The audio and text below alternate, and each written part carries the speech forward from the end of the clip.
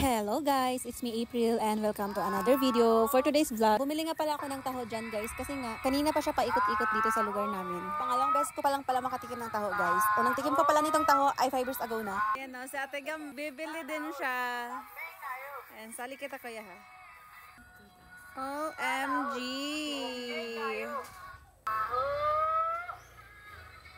Te. Ayan.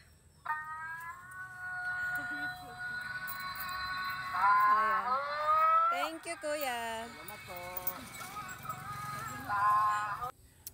So, ayan guys, bumili kami ng taho.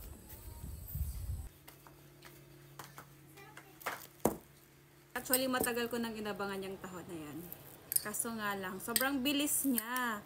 Sobrang bilis niyang mag-drive. Sarap!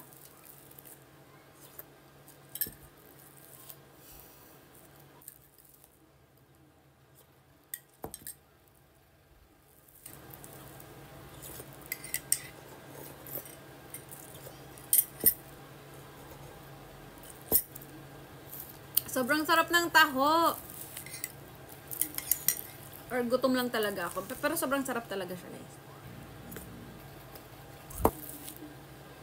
Wala na.